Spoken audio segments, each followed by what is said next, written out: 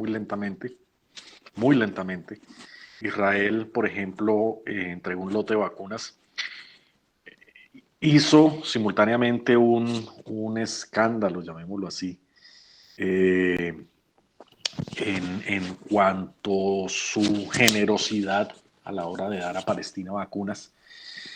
Eh, pero lo que no contó era que por un lado es su obligación como potencia ocupante y por otro lado, lo más grave a mi modo de ver, es que las vacunas que suministró son vacunas vencidas. Entonces igual no servían de nada. Pero bueno, igual esperemos que la situación allí avance, al igual que acá, y que podamos cuidarnos entre todos.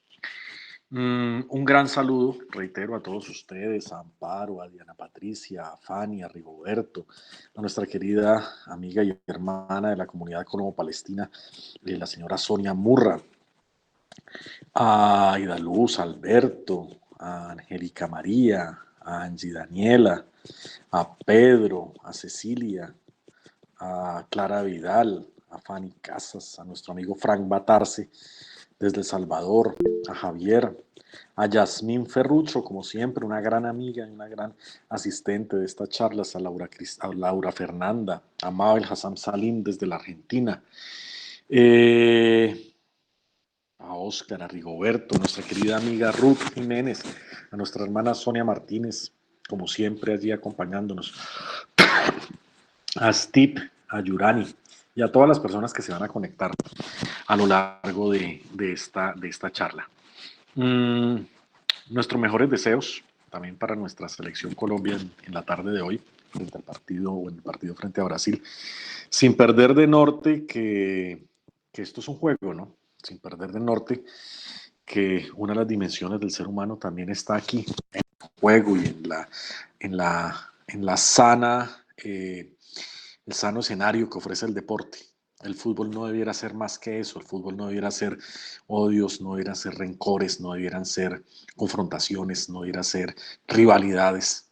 El fútbol es un deporte y es un juego que acerca, debiera acercar antes que alejar. Aún así, nuestro gran saludo a todas las selecciones que están participando en la Copa América y que hoy también predomine ese ambiente de paz. Por último, antes de arrancar con la charla de hoy, avisos parroquiales. Como todos ustedes recordarán, los que estuvieron y los que no, les cuento un poquito. Hace 8 días tuvimos una charla muy buena con una invitada espectacular desde Edimburgo. Nos estaba hablando sobre las facetas de la ocupación y del apartheid israelí. Y en medio de esta charla, por primera vez en año y medio que estamos realizando tertulias, tuvimos saboteadores, déjenme decirlo, de alto nivel, no fue simplemente el saboteo en la sala y ya está.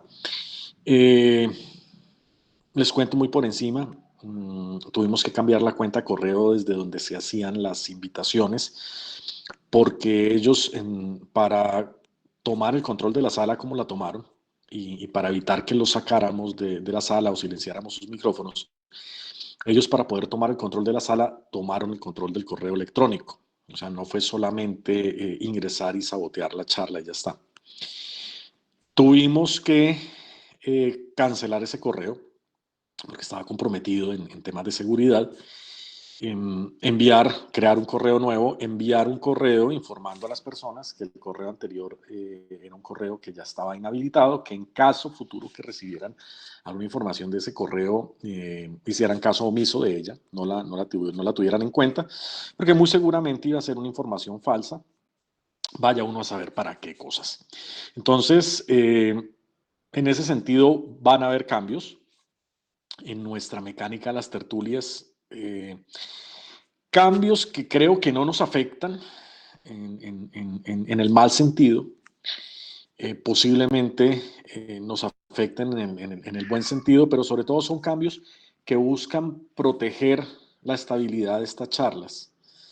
Como lo dice Mabel desde la Argentina, qué lindo poder volver a reunirnos para hablar de Palestina y vamos a defender ese espacio y vamos a tomar las medidas, pues obviamente que estén a nuestro alcance para defenderlo.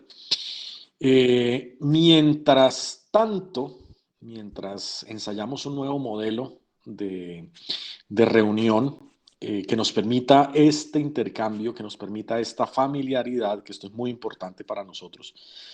No es, o sea, este espacio no está concebido para que sea un monólogo de una persona que se para y le habla a una pantalla y no tiene ningún tipo de interacción. No, ese no es el objetivo de este espacio.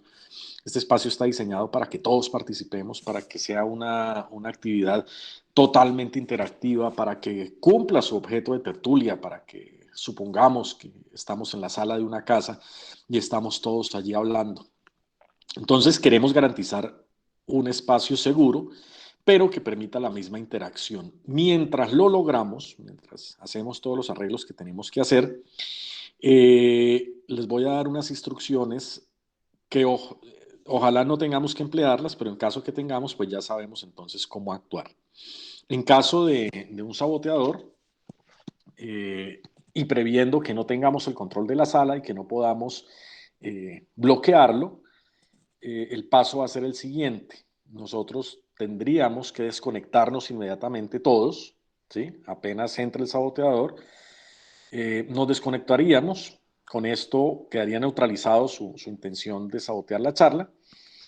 E inmediatamente ustedes en sus correos electrónicos o en su WhatsApp recibirían una nueva dirección por parte de nuestro equipo de trabajo. Ellos se identificarían, dirían, mire, somos el equipo de trabajo tal, tal, tal, está hablando con fulanita de tal, el nuevo link o el link alterno en caso de emergencia es este. Así no perderíamos tiempo y sabríamos automáticamente, ya sabríamos con anticipación qué hacer en caso que se presente un saboteador como los de la vez pasada. Repito, para que nos quede claro a todos, en caso de saboteo, lo primero, el paso número uno es desconectarnos automáticamente, inmediatamente desconectarnos, no darle la posibilidad que él lo asuma como una victoria, sino inmediatamente nosotros mismos nos desconectamos. Paso dos, alguien del equipo de trabajo de la embajada y el centro de estudios previamente identificándose. Hola Ana, ¿cómo estás? ¿Qué tal Medellín? ¿Cómo va todo? Previamente identificándose, les diría cuál sería el enlace alterno para usar e inmediatamente nos conectaríamos a ese enlace alterno. ¿Sí? Esperemos que no tengamos que usarlo, pero es bueno, ya después de la experiencia de hace 8 días, es bueno tener en cuenta estos procedimientos de seguridad. Oscar Javier Barrera Navarro, un gran saludo, Oscar. ¿Cómo va todo? Espero que todo marche muy bien. Entrando en materia, y habiéndolos saludado ya a todos ustedes y habiéndoles dado las indicaciones respectivas de seguridad y de conectividad, vamos a arrancar con la charla de hoy. Miren que hoy me parece una de las charlas que es fundamental, es una charla de fundamentación. Es una charla de fundamentación para comprender no solamente el tema palestino-israelí, sino para comprender en buena medida muchas de las cosas que ocurren hoy en el Medio Oriente. ¿Sí? Y les cuento y arranco conectándoles una anécdota. Estábamos en la embajada hace ya varios años en un evento donde el invitado principal era el doctor Eduardo Kronfli. En una de sus magistrales conferencias, de las cuales él nos tiene acostumbrado, él quiso abordar, o bueno, de hecho, él abordó en buena medida la temática que vamos a hablar hoy, es la responsabilidad británica en la ocupación, la responsabilidad británica en el Medio Oriente y particularmente la responsabilidad británica en Palestina. Una responsabilidad histórica, no es actual, es una responsabilidad histórica. Yo tenía planeado un viaje a Londres en ese momento, tenía que solicitar visa. En esos acercamientos, un funcionario de la Embajada Británica nos acompañó en ese momento en este evento y arranca el doctor Eduardo a hablar de la responsabilidad británica. El doctor Eduardo, apoyado en la academia, en primer lugar, apoyado infinitamente en su sabiduría y apoyado, obviamente, en la autoridad que también le dan sus años, fue muy crítico, muy ácido, totalmente merecido, sin duda alguna, pero fue totalmente crítico y ácido con los británicos.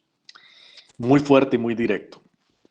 Por fortuna, el funcionario británico que estaba allí hizo gala de su lenguaje diplomático. Yo miraba para el techo, miraba para el piso, temía por mi visa. En algún momento de la charla yo llegué a suponer que no iba a poder hacer este viaje hasta Londres, donde tenía que ir a hacer una actividad. Eh, pero bueno, finalmente acabó la actividad, me acerqué donde el funcionario británico, él muy gentilmente me dijo que en efecto, pues que eran situaciones que se desprendían del rol que había tenido el Reino Unido en el pasado, para bien o para mal. Y eso nos permitió una charla interesante, ¿no? Sobre esas responsabilidades históricas que no solamente el Reino Unido tiene, sino también que tiene Francia, que tiene Alemania, con su pasado colonial. Hace poco, por ejemplo, recordamos o vimos en prensa que Alemania reconoció en buena medida su responsabilidad como potencia colonial en algunas regiones del África donde causó genocidios que están en este momento totalmente invisibles en la historia de las relaciones internacionales, en la historia política del mundo. A esa responsabilidad es la que se refería justamente el funcionario de la Embajada Británica y la misma responsabilidad a la cual se refería el doctor Eduardo Kronfli. Un gran saludo a la profesora Janet Durán, de la que nos acompaña de la Universidad Militar Nueva Granada. Y esta responsabilidad histórica arranca, tiene un punto de partida, y es casi que desde el siglo XIX. La conferencia de Berlín, ¿cómo clasificarla? La grosera, inhumana, aprovechada conferencia de Berlín, donde las potencias europeas se distribuyen prácticamente con lápiz y regla sus zonas de influencia, inicialmente en África, pero no fue solamente en África, nos permitió encontrarnos de frente con un mundo colonial. Un mundo colonial en ese momento estaba lejos de desaparecer. Los británicos, los franceses, los alemanes, los españoles, los portugueses, los belgas, definieron zonas de influencia y de interés colonial en África y también en Asia. Un motivo económico, sin duda alguna, para sacar materias primas, para sacar recursos, para sacar mano de obra, pero sobre todo una competencia por el poder global. Eso también era una competencia de prestigio, ¿no? ¿Quién tenía el mejor posicionamiento geopolítico? ¿Quién controlaba los pasos geoestratégicos? En el caso africano, por ejemplo, ¿quién controlaba el corredor del río Nilo o quién controlaba el canal del Suez? Los que controlaran estos activos geoestratégicos se iban a perfilar entonces como las potencias más importantes del mundo. En el siglo XIX, buena parte de estos activos estratégicos los tenían los británicos y los franceses. Los británicos tienen una canción, por ejemplo, nacionalista muy llamativa, ¿no? Se llama Rule Britannia. Rule Britannia, normalmente yo la pongo en mis clases de geopolítica para explicar el pensamiento geopolítico británico enfocado hacia el mar, pero más allá de eso, Rule Britannia lo que nos muestra es que los británicos en efecto se sentían los dueños del mundo o se sabían los dueños del mundo por ese predominio naval que tenían y por ese control colonial que tenían. Eso era el siglo XIX. Dos potencias controlando, repartiéndose buena parte del mundo, Francia y los británicos. En África, los británicos controlaban prácticamente todo el corredor del río Nilo. O sea, si nosotros cogiéramos África de norte a sur, hiciéramos una línea vertical, era el control británico desde Egipto hasta Sudáfrica prácticamente, controlando esa posición estratégica que era el Nilo, controlando los recursos que estaban alrededor del Nilo, pero controlando también el canal del Suez y controlando también el paso de navegación, el paso de Marco Polo, ¿no? El paso por el sur del África, perdón, bueno, sí, por el sur del África, por la costa de Sudáfrica. Ese era el gran dispositivo británico en África. En Asia, el gran dispositivo británico era su amigo entrañable por décadas, que fue Persia, el actual Irán, que está muy de moda por su nuevo presidente, y la India, la gran India, que en ese momento los británicos no la habían dividido necesariamente en tres, como la dividieron después, entre las Indias occidentales y las Indias orientales, ¿no? O en otras palabras, Pakistán, Bangladesh y la India actual, sino que se mantenía como un único dispositivo, ¿no? Para sacar riqueza, mano de obra, materias primas. En toda la mitad de ese dispositivo había un imperio en ese momento que de cierta forma también era un imperio que había tenido algunos visos de colonialismo, que era el Imperio Otomano, que en su momento había controlado todo el norte del África, gradualmente lo fue perdiendo, perdieron Libia con los italianos, perdieron Egipto, eh, primero con un movimiento independentista egipcio en el siglo XIX, liderado por una figura súper reconocida que se llamaba Mohammed Ali, que de allí el boxeador, el famoso boxeador estadounidense Cassius Clay, toma su nombre en el siglo XX para hacerse llamar de ahí en adelante Mohammed Ali. Una figura política que representaba el nacionalismo árabe del siglo XIX. Ese líder saca a Egipto, quita a Egipto del control otomano. Después, sin embargo, Egipto va a caer en manos británicas, no como estado colonial necesariamente, pero sí como un estado tributario, así como lo era Persia. No era colonia en sentido estricto, pero un estado tributario. Entonces los turcos tuvieron el norte del África, gradualmente la fueron perdiendo y quedaron con una posesión de territorios en toda la mitad de lo que hoy es el Medio Oriente. O sea, saliendo desde la península de Turquía, la península de Anatolia, bajando por Levante, bajando por la Medialuna Fértil, todo eso era otomano, adentrándose en el Golfo Pérsico, lo que hoy es Irak, Kuwait, y alcanzando a tomar una porción de Arabia Saudí. Ese territorio que controlaban los turcos, además, obviamente, del paso estratégico de los Dardanelos, el paso estratégico entre el Mar Negro y el Mar Mediterráneo, lo que hoy es el Estrecho del Bósforo, ese paso estratégico sumado a su control del Medio Oriente era una gran competencia en términos geopolíticos para el poder y el prestigio británico en primer lugar y para el poder y el prestigio francés en segundo lugar. Por lo tanto, el enemigo a derrotar desde una perspectiva geopolítica ni siquiera eran los alemanes, ni siquiera era el reino alemán en la Primera Guerra Mundial, ni siquiera era el reino austrohúngaro en la Primera Guerra Mundial.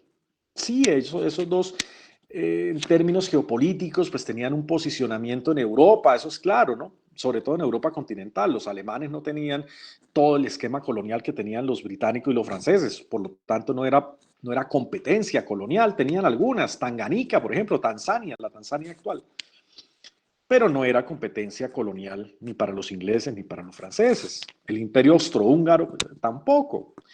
Tenían alguna relevancia a la hora de hablar de la geopolítica de Europa continental, pero no para hablar de la geopolítica global. Aquí el real enemigo a derrotar, si hablamos de competidores geopolíticos, el gran enemigo a derrotar para los británicos iba a ser el Imperio Otomano. De hecho, le pusieron tanto empeño que allí, por ejemplo, Churchill cometió uno de los más grandes errores militares de la historia británica. A él le costó toneladas de prestigio y a los británicos les costó mucha sangre, que fue la derrota en la batalla de Gallipoli.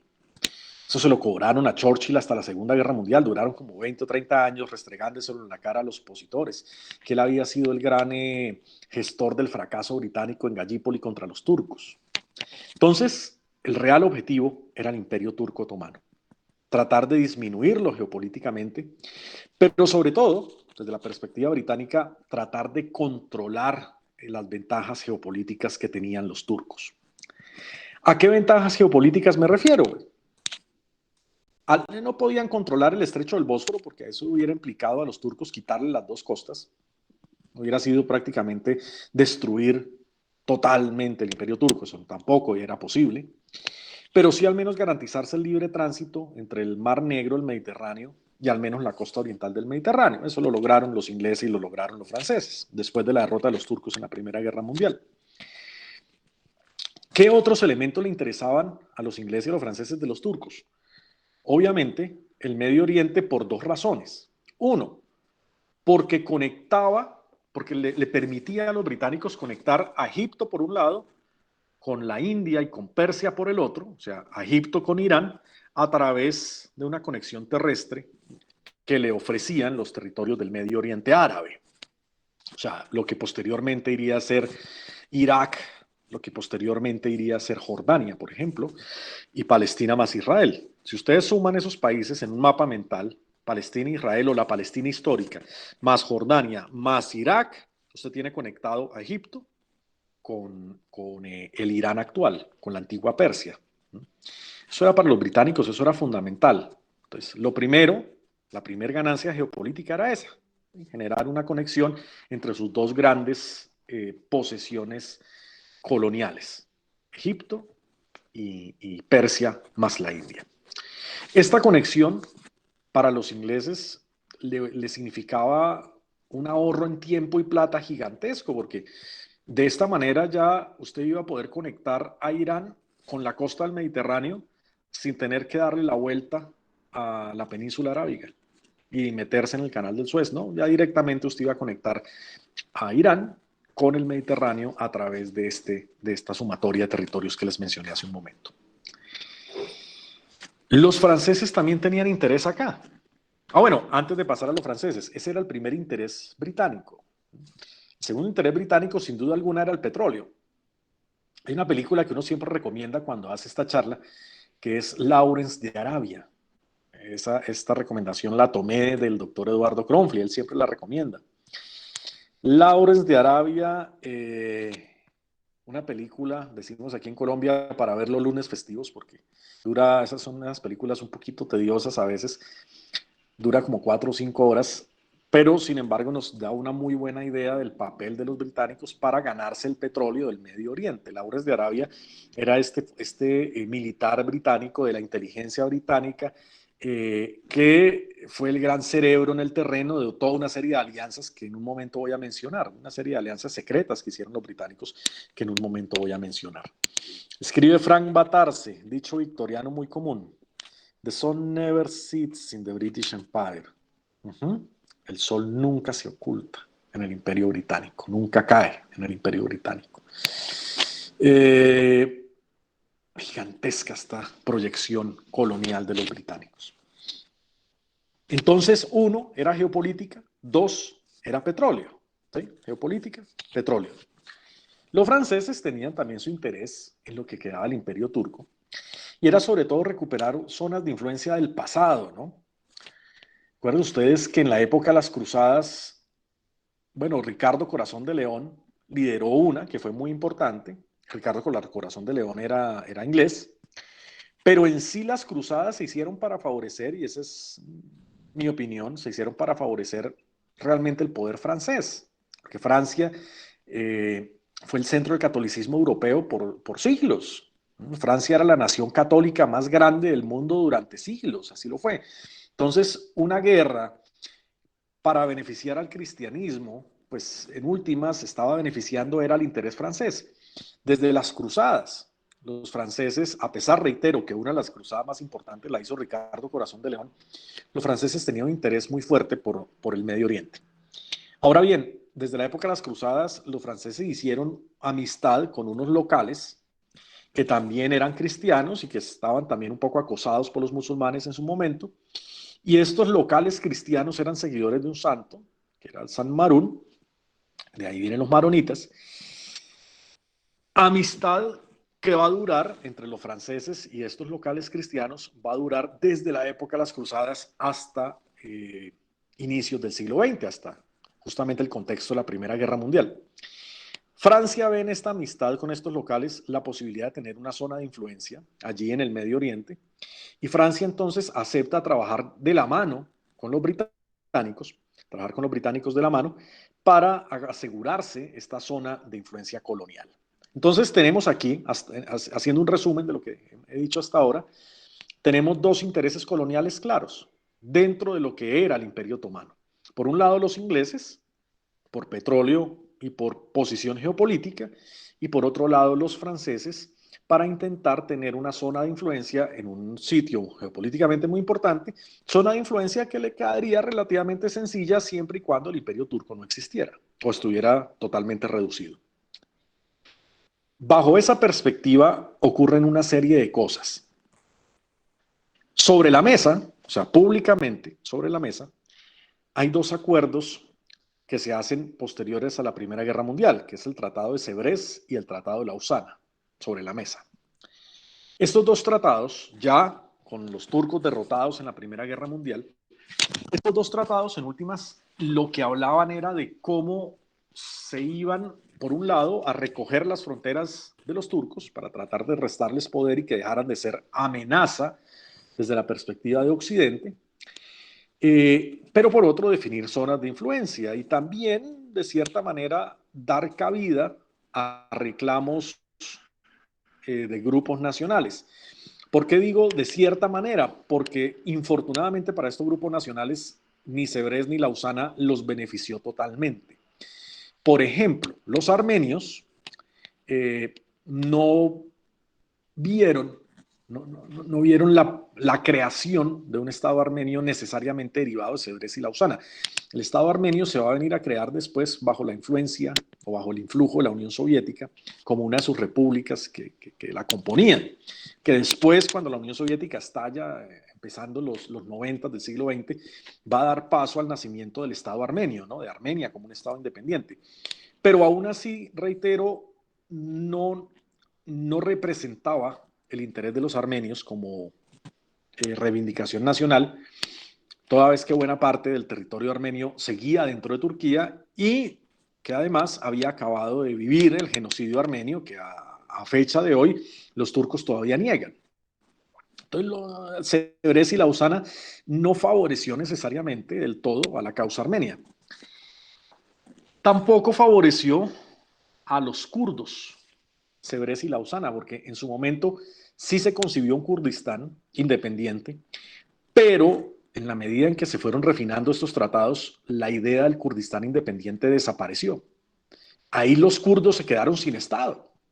Hubiera sido un Estado supremamente potente, porque hubiera sido un Estado en una posición central, esto en términos geopolíticos es muy importante, porque tendría una gran capacidad de influencia, hubiera sido un Estado étnicamente homogéneo, porque los kurdos son una etnia de las 4 que hay en el Medio Oriente, hubiera sido un Estado con petróleo, hubiera tenido parte del petróleo turco, parte del petróleo iraquí, parte del petróleo iraní, parte del petróleo sirio, hubiera sido un Estado relativamente poderoso. Sin embargo, lo último que estaban interesados los británicos y los franceses era sofocar un competidor y animar la creación de otro. Entonces, ante esta posibilidad de un Estado poderoso, sencillamente los británicos y los franceses mandaron, coloquialmente hablando, como decimos en Colombia, mandaron a los kurdos al carajo, se les olvidaron sus compromisos con los kurdos, se les olvidaron las promesas que le habían hecho a los kurdos y sencillamente anularon la posibilidad de un Estado kurdo.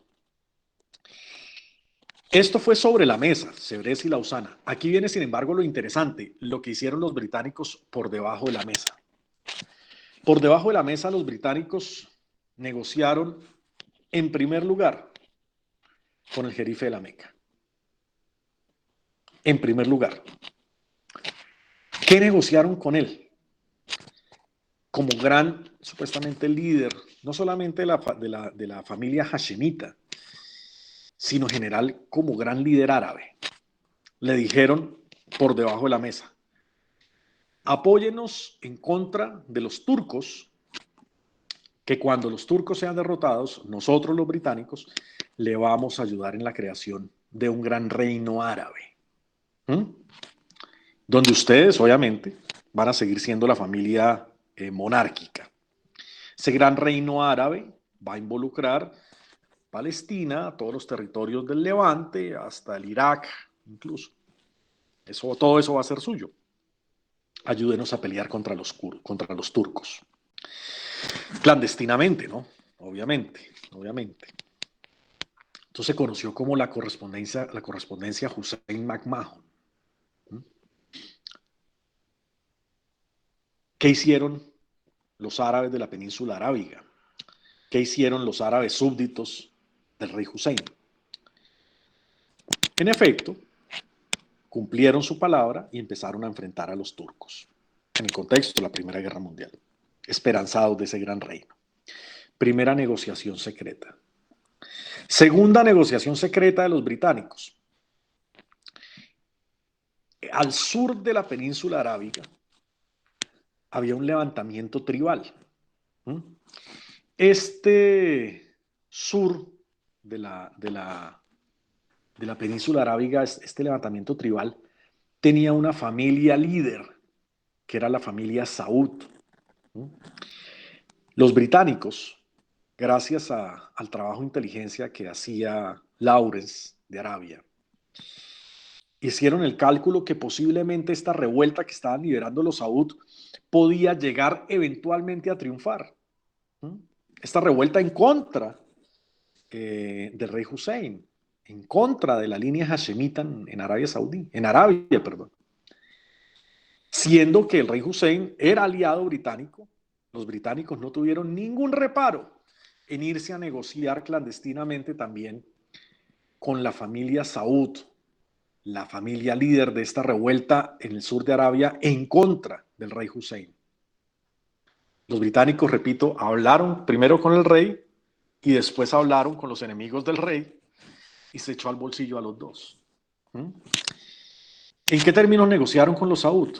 Les dijeron, ustedes tienen la posibilidad eventualmente de ganarle al ejército del rey Hussein, eso lo tenemos nosotros claro.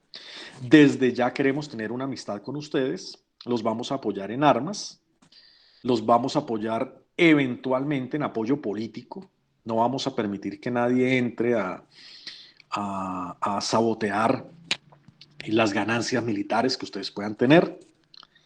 A cambio, que en el caso que ustedes ganen y saquen al rey Hussein, ustedes me den acceso al petróleo de la zona petrolera de la península arábiga. ¿En qué terminó estas dos primeras negociaciones secretas de los británicos? Ganaron los Saud. Bueno, por un lado, Hussein apoyó a los británicos. Sin embargo, por otro lado, Hussein perdió la guerra interna que estaban liderando los Saud. Los británicos allí no se sintieron para nada contra la espada y la pared porque en la medida en que ganaron los Saud, los ingleses entraron a reclamar los compromisos, los supuestos compromisos que habían adquirido los Saud, o sea, decirles, bueno, nosotros los ayudamos, ahora ustedes denme acceso a la zona petrolera. Los británicos quedaron bien con los Saud, entre comillas bien, y los británicos cogieron al rey Hussein y le dijeron, hombre, qué vaina, usted perdió pues, el levantamiento interno, nosotros no lo habíamos calculado, nosotros no lo habíamos pensado, si no lo hubiéramos ayudado, porque es que usted es nuestro gran amigo. Mentiras, sabían que iba a ser derrotado y ayudaron a sus adversarios, pero le dijeron al rey Hussein esto, lo toman de Arabia y lo ponen en un territorio creado especialmente para ellos, bueno, en dos territorios de hecho, creados especialmente para ellos, que fue Jordania por un lado y fue Irak por el otro. Si ustedes ven las líneas fronterizas de Jordania e Irak, son trazadas prácticamente con lápiz y regla. Eso no sigue ningún accidente geográfico, sino son trazados al capricho de alguien. Ese capricho fue el capricho británico. Y allí nace Jordania y allí nace Irak, al menos el Irak moderno. Y en Jordania los británicos meten a su antiguo aliado, al rey Hussein. Allí nace el reino hashemita de Jordania. Los británicos le dicen al rey Hussein, usted va a seguir siendo rey. A la larga usted lo que le interesa es ser rey. A la larga usted lo que le interesa tener es un reino. Bueno, ya perdió Arabia, ahora es Arabia Saudí. Usted ya perdió Arabia frente a los Saud, entonces lo meto en Jordania y va a tener otro reino. Va a pasar de A para B. No va a pasar nada, dirían los británicos. Así nace Jordania, el reino hashemita de Jordania. Y meten a su hijo en Irak. Este sí va a durar un poco menos. Hoy no hablamos del reino hashemita de Irak, ¿no? Efectivamente, no, este va a durar un poco menos. Y va a dar paso en Irak después a un movimiento nacionalista, porque Irak, a diferencia de Jordania, Irak tiene una vida, tuvo una vida política siglos atrás muy importante. No Irak como Estado, no nos confundamos acá, pero sí las ciudades de Irak. Entonces, por ejemplo, Bagdad, por ejemplo, Mosul, eran ciudades que en el pasado o desde el pasado habían tenido mucha visibilidad y entonces había cierta cultura política entre los iraquíes que les permitía ver a los hashemitas como árabes, sí, pero como árabes externos, como árabes extranjeros, llamémoslo así jugando con las palabras, como árabes que venían de otro territorio y su imposición encima de ellos iba a ser ahora una especie de imposición a la brava. Cuando los iraquíes se sacudieron, ya entrando en la Guerra Fría, es cuando llega el partido Baas al poder y cuando llega Saddam al poder. Y desde ahí iríamos a tener a Saddam al frente de Irak, como una respuesta nacionalista a una intervención británica que les montó encima a un hashemita a costa de las élites políticas locales. De ahí salió Saddam, por ejemplo. Y de Saddam, pues vamos a tener la tormenta del desierto, la primera guerra del Golfo, y vamos a tener la segunda guerra un par de décadas después y todo el desorden que hay en el caos que hay en Irak actualmente. En buena medida casi que podemos decir que el caos de Irak se debe o nace en esa intervención británica y en el intento de volver a Irak una colonia británica o al menos de determinar los destinos de Irak metiendo al hashemita allí en Irak. Allí ya tenemos dos negociaciones secretas de los británicos. Primero con el rey Hussein, después con la familia Saud. Pero los británicos van a negociar también en su momento con los kurdos, los mencioné para apoyarlos contra los turcos, después los van a dejar colgando la brocha. Tercera negociación secreta. Cuarta negociación secreta, van a negociar con los sionistas. Bueno, antes de los sionistas, van a negociar con los palestinos la creación de un Estado palestino independiente. Con la élite política palestina, los británicos van a ser relativamente condescendientes al inicio. Les plantearon la posibilidad de un Estado palestino independiente por fuera de un hipotético reino árabe, por fuera del control hashemita. Sin duda alguna, la influencia británica en Palestina histórica era más fuerte que la influencia británica en el reino de Arabia. Era como la niña consentida de los británicos desde mucho tiempo atrás Palestina. La influencia era muy clara.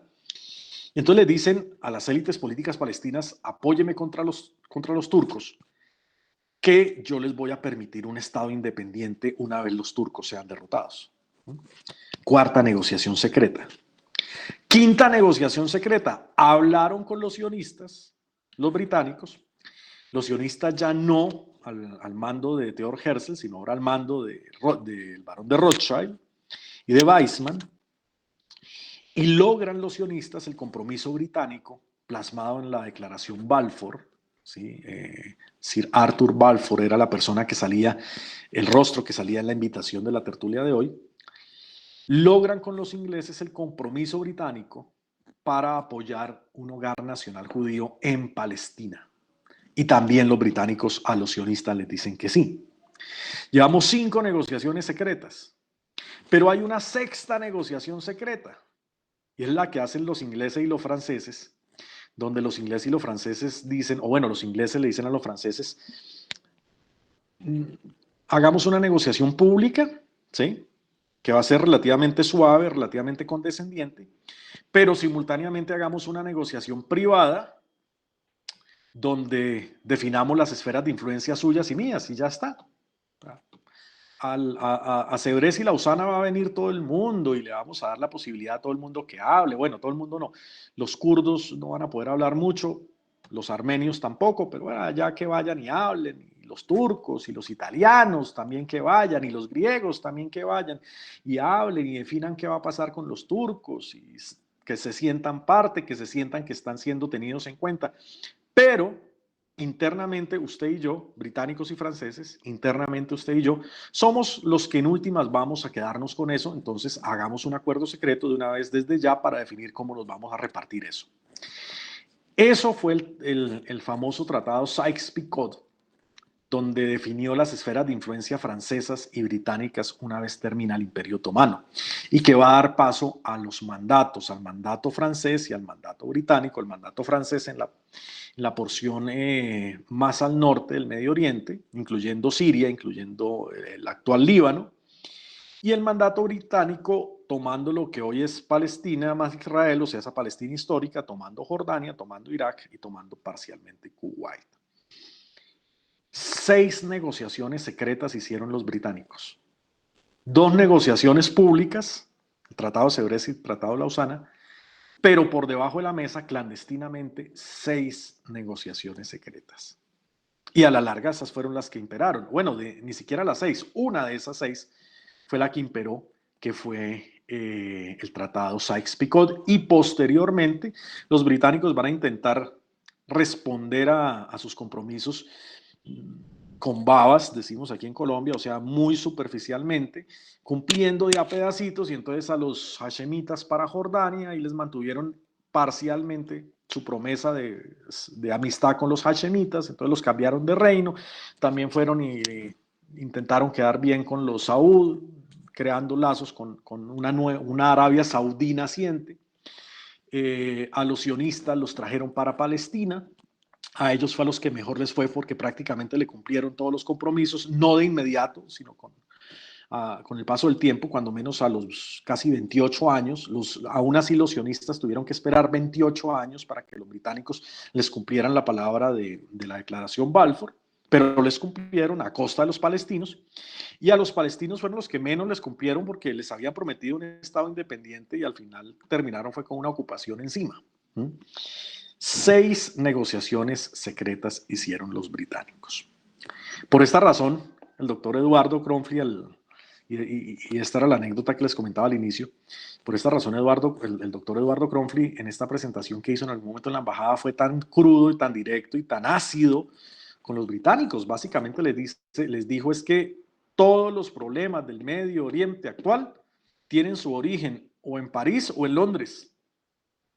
La crisis del Líbano, la guerra civil libanesa, en buena medida se da por esa fractura que hace Francia de una parte del territorio sirio para crear el Líbano, con razón sí o con razón no, pero finalmente los franceses le quitan un pedazo a Siria para crear el Líbano, y eso va a generar una serie de rencillas políticas, porque Damasco quería reclamar su zona de influencia, pero también religiosas, entre locales maronitas y locales musulmanes chiitas y locales musulmanes sunitas, que van a meter a los libaneses en un desangre y en una guerra civil tremendamente dura y tremendamente costosa. Pues en buena medida los causantes de la guerra civil libanesa fueron los franceses y el reparto que hicieron.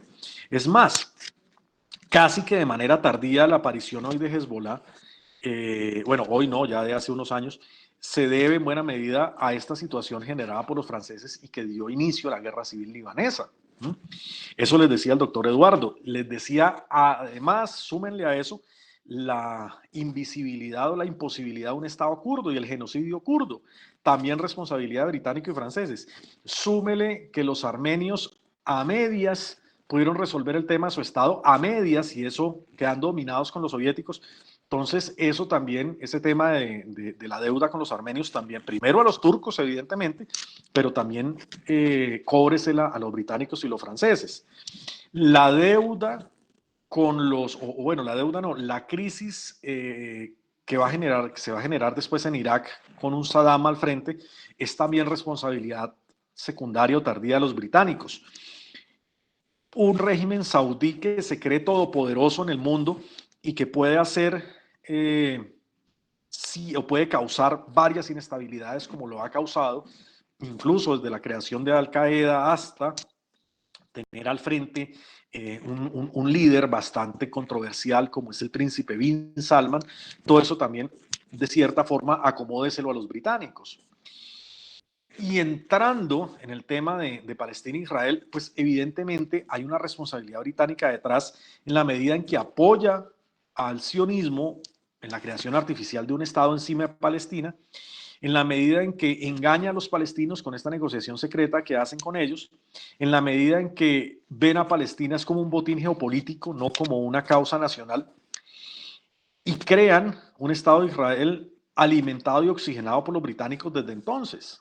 ¿Sí? Además, obviamente, del componente alemán después de la Segunda Guerra Mundial, donde Alemania pierde cualquier autonomía a la hora de hablar o de pensar o de sentir sobre Palestina. Inmediatamente Israel les recuerda, les restriega a Alemania en la cara la deuda que tienen con ellos por la Segunda Guerra Mundial. Y con el paso del tiempo también, de cierta manera, Francia, en la medida en que los sionistas y sobre todo la casa Rothschild va a tener un poder en Francia muy importante. Recordemos incluso que el presidente Macron trabajó para el Banco Rothschild antes de ser presidente francés. ¿Esto qué explica? Y con esto empiezo a cerrar esta charla para dar paso a las preguntas o a la participación de ustedes. ¿Esto qué explica? Esto se puede mirar desde varios ángulos, esta conclusión. Por un lado, decir que el Medio Oriente sufrió los problemas coloniales que sufrieron todas las colonias prácticamente, ¿sí? Los genocidios, los choques entre Hutus y Tutsis en África, se debe también a una consecuencia colonial, ¿sí? El problema hoy del Sahara Occidental se debe a o es una consecuencia colonial con Marruecos, se debe a una consecuencia colonial. De cierta manera, el apartheid, el régimen del apartheid en Sudáfrica fue una consecuencia colonial. Ese caos y cómo se desdibuja África Central es también una consecuencia colonial. Entonces, este caos que se genera en el Medio Oriente, esta consecuencia, este caos derivado de una situación colonial, pues en buena medida va a tener ecos, va a tener espejos en otras regiones.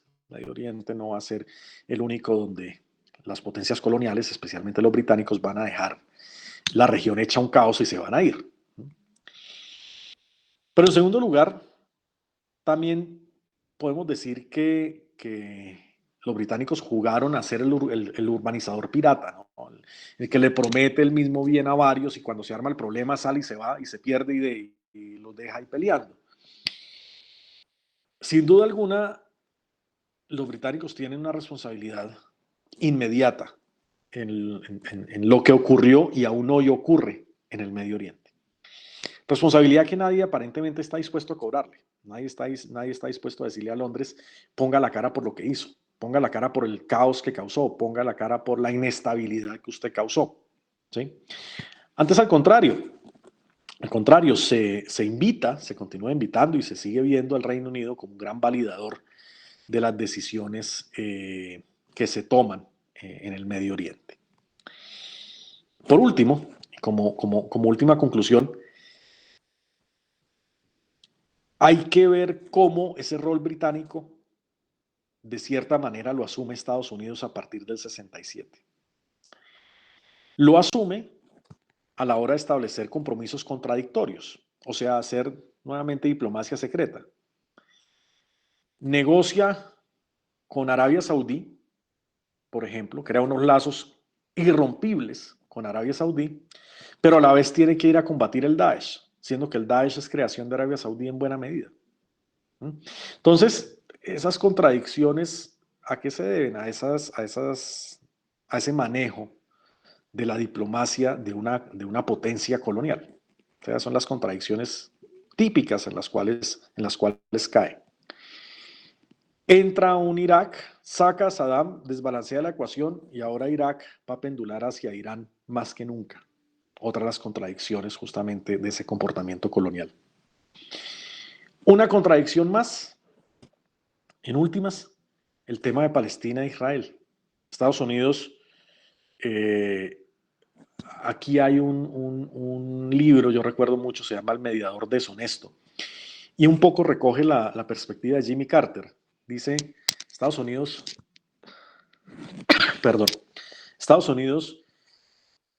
difícilmente va a poder ser un mediador imparcial. El problema es que tiene que ser el mediador. No va a ser imparcial, va a ser un mediador inclinado hacia Israel con los compromisos y las ataduras políticas que eso le traería a Estados Unidos. Entonces, este comportamiento británico lo va a heredar Estados Unidos. Esto, y a manera de epílogo, nos permite entender por qué razón Europa occidental, hoy, siglo XXI, no toma posiciones favorables a Palestina. Europa occidental siempre va a decir, terrible lo que les pasa a los palestinos, hay que proteger a los palestinos, hay que regañar a Israel, pero de ahí no pasa. Y es más, ni siquiera regaña a Israel. Y esta posición también explica un poco el comportamiento de Estados Unidos, ¿no? Entonces, finalmente es una tendencia que se repite y se repite y se repite y se repite. Con esto quiero concluir para dar paso a los comentarios y las preguntas de ustedes. Al respecto, justamente Mireya Arias tiene ya la primera. Dice, si los recursos persisten, especialmente el petróleo, y los corredores estratégicos como los que mencioné, ¿cómo me explico la descolonización ocurrida después de la Segunda Guerra Mundial? Una situación muy sencilla. Mira, es que sostener una colonización, sostener una colonia es costoso en términos políticos, es costoso en términos de infraestructura, es costoso en muchos niveles sostener una colonia. Finalmente yo puedo mantener las ganancias que me da la colonia sin que sea colonia. Entonces yo puedo dar cierto tránsito hacia la vida independiente, ciertos estados, les doy una aparente independencia, les doy una aparente autonomía política o independencia política siempre y cuando continúen con los vasos comunicantes económicos conmigo.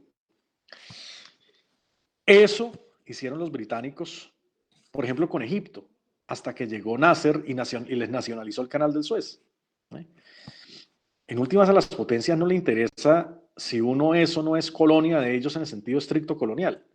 Lo que les interesa a las colonias es que los recursos de uno se vayan para allá, a través de la fórmula de la colonia o a través de cualquier otra fórmula, pero lo que les interesa es que los recursos terminen allá.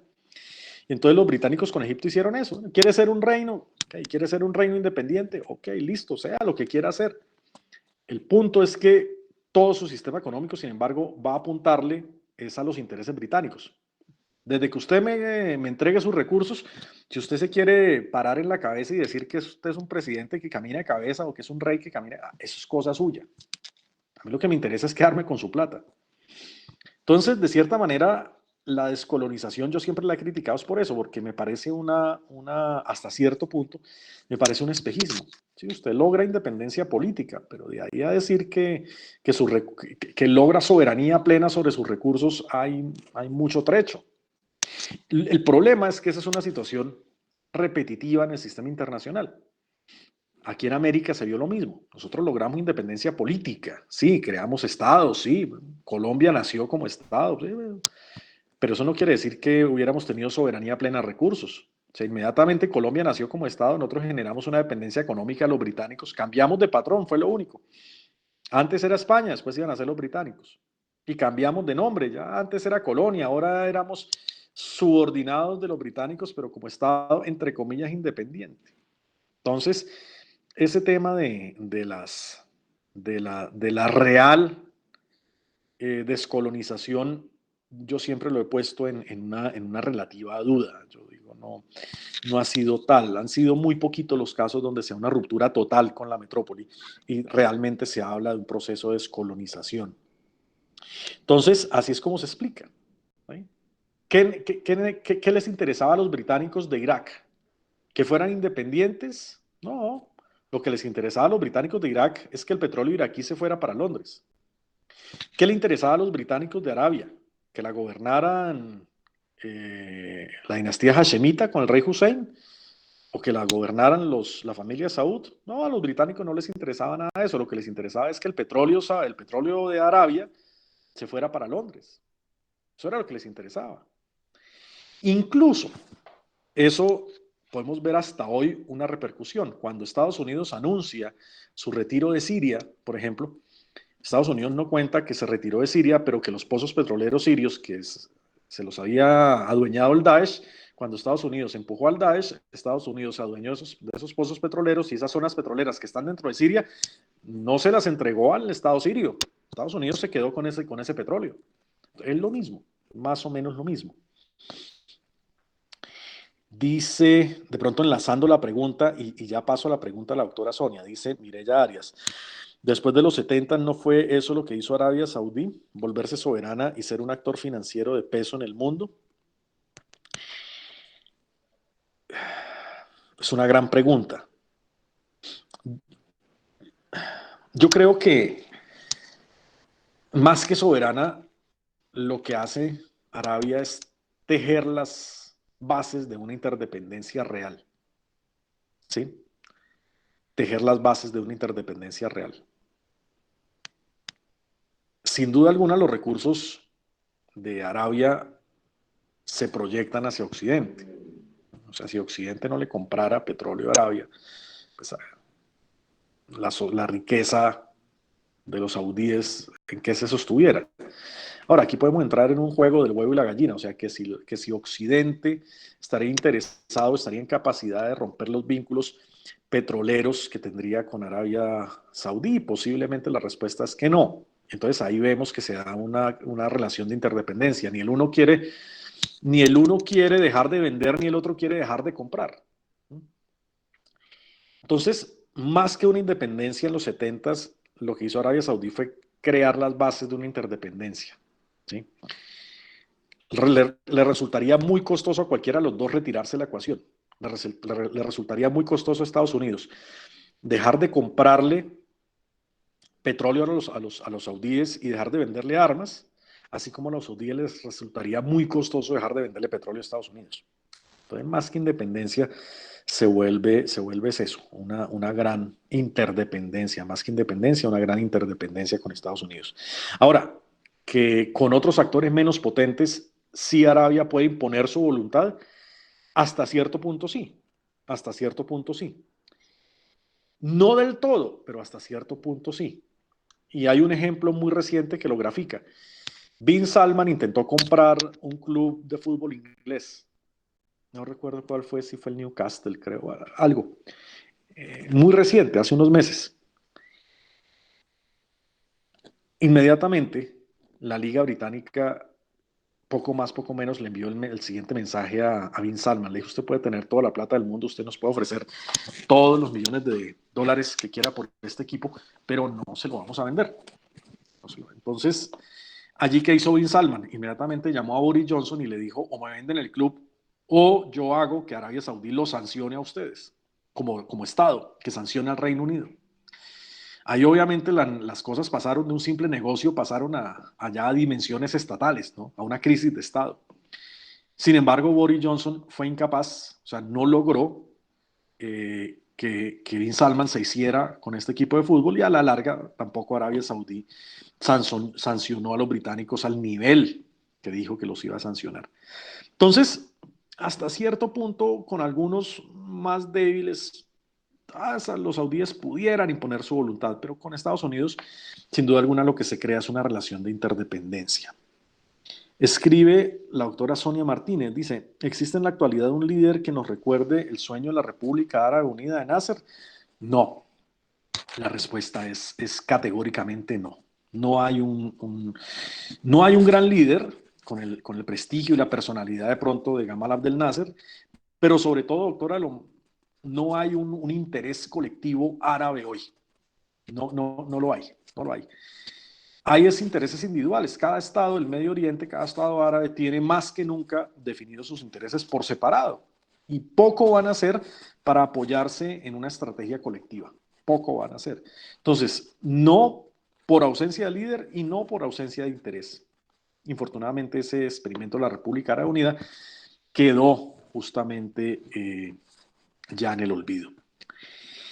Aidaluso Campo de Serra escribe, ¿existe alguna figura jurídico-política que pueda mostrar los acuerdos debajo de la mesa que muestren la responsabilidad británica en el caso palestino? Esto se ha intentado. Cuando la declaración Balfour completó un siglo, eh, se hicieron iniciativas de judicialización o al menos de reclamo legal frente a los británicos y su responsabilidad. ¿Mm? Pero no prosperaron y dudo que prosperen. Sobre todo porque hay una cosa técnica en las relaciones internacionales y es que, aunque nos digan que el sistema internacional es anárquico, realmente hay cierto orden. O sea, es anárquico en la medida en que no hay un gobierno mundial, pero hay cierto ordenamiento. El ordenamiento que rige las relaciones internacionales en el sistema internacional contemporáneo es el ordenamiento que se crea a partir de la Carta de San Francisco, o sea, a partir de la creación de las Naciones Unidas. Y muy pocas cosas que hayan pasado antes de la Carta de San Francisco van a poder pelearse jurídicamente hoy. Y resulta que esta diplomacia secreta, estos acuerdos por debajo de la mesa, fueron antes de la Carta de San Francisco. Entonces, difícilmente se pueden pelear hoy jurídicamente. Eso ya se intentó. La declaración Balfour en el 2017 completó 100 años. Todavía no había pandemia. Hicimos muchos eventos en relación con eso. Pero no, eso era más de visibilidad, más de poner en discusión el tema que realmente medidas jurídicas. ¿Qué es lo único que se ha logrado en algunos casos coloniales? ¿Qué es lo único? Lo que hicieron los alemanes, por ejemplo, hace poco. reconocer su responsabilidad como potencia colonial frente a pueblos africanos, incluso darle cierta compensación económica, pero en buena medida esto quedó fue a discreción de los alemanes. Ahora, tampoco es que sean los alemanes de queridos absolutos, ¿no? Detrás de esto también hay un cálculo económico, un cálculo de apertura de mercados, pero finalmente fue más a discreción de los alemanes que por una orden legal el tema de esta reparación que hicieron los alemanes por su pasado colonial. Entonces quedaría casi a discreción de los británicos decir, sí, yo fui el responsable de todo ese caos, sí, hoy hay una ocupación israelí de Palestina por culpa mía, sí, hoy hay un Estado jordano ahí todo raro por culpa mía, sí, hoy la crisis de Irak y Saddam, aunque la terminó Estados Unidos, pero la empecé yo, sí, hoy hay en Arabia Saudí un príncipe ahí medio loco que salió de la familia que yo apoyé, pero entonces, como yo soy responsable de todo esto, venga y los arreglo a cada uno y de cierta manera les doy alguna compensación a cada uno. Los británicos no van a hacer eso. Aunque quede a discreción de ellos, pero los británicos no lo van a hacer. Entonces ahí quedamos en una sin salida. La típica respuesta francesa, sí, pero no. ¿Va? Eso es. Vale, para mí fue un gran placer estar con ustedes hoy. Espero no haberlos cansado, espero no haberlos aburrido. Pero sobre todo quería traerles este tema para entender un poquito de dónde sale ese caos del Medio Oriente y cuál era el rol de una potencia colonial en sentido abstracto y en particular, ya en sentido concreto, el papel de los británicos en el desorden del Medio Oriente y en su responsabilidad con Palestina en particular. Mi doctora Sonia, doña Yadira, muchísimas gracias. Alberto Quintana, Fanny Casas, que están escribiendo por el chat, y a todos ustedes, mi más fuerte abrazo, mis mejores deseos para ustedes y sus familias, y nos vemos el próximo miércoles. Estén muy pendientes, muy atentos de las instrucciones que les enviemos por correo electrónico o por WhatsApp. Si logramos el próximo miércoles tener ya la vía definitiva alterna que vamos a crear para continuar estas tertulias, se los informaríamos con tiempo, si no, les llegaría un enlace diferente al actual, ¿sí? Un enlace distinto para que ustedes tengan la posibilidad de acceder a estas tertulias. Sea cual sea el camino, por favor, muy atentos a las instrucciones que les enviemos en sus correos electrónicos o en redes sociales.